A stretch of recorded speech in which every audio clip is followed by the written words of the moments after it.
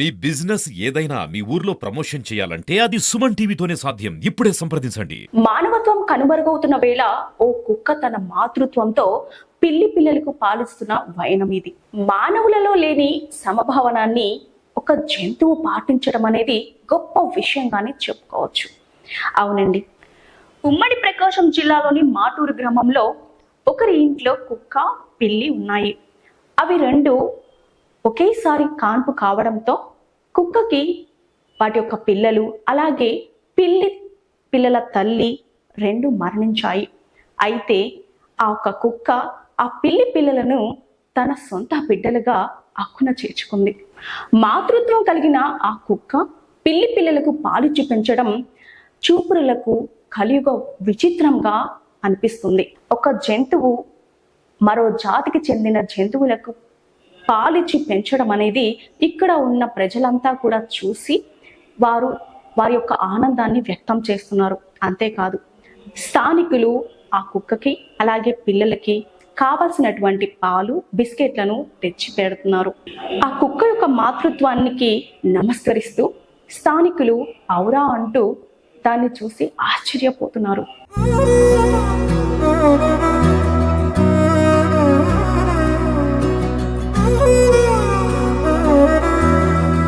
ఒక కుక్క పిల్లలను చేసింది.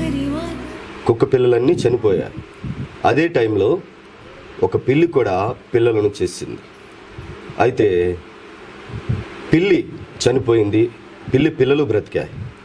అప్పుడు ఆ పిల్లి పిల్లలు పాలకు అలమటిస్తూ ఉంటే మాతృత్వంతో ఆ కుక్క ఆ పిల్లి పిల్లలన్నిటిని కూడా హక్కును చేర్చుకొని చక్కగా పాలిస్తూ ఉంది. నిజంగా సృష్టిలో ఇది ఒక అద్భుతం. మాతృత్వం అంటే బహుశా ఇదేనేమో. ఆ కుక్క పేరు స్నూపీ. అది మా ఇంటి ముందే ఉండేది. తన పిల్లలు చనిపోతే తనకి పిల్లలు లేకపోయినా కానీ తన పిల్లల్ని చేరదీసి వాళ్ళకి పాలిచ్చేది. ఆ పిల్లలకేమో తల్లి లేదు. ఒక పిల్లలకి తల్లి లేని లోటు తీరుస్తుంది ఆ కుక్క.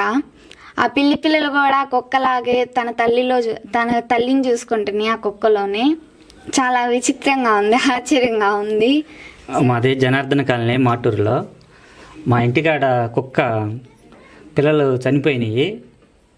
అదే టయానికి పిల్లి కూడా పిల్లలను చేసి పిల్లి చనిపోయింది. ఆ పిల్లి కుక్క కాడ పాలు తాగుతా ఉండటం బాగా ఆశ్చర్యకరంగా ఉంది. సుమన్ టీవీ వాళ్ళకి నా ధన్యవాదాలు.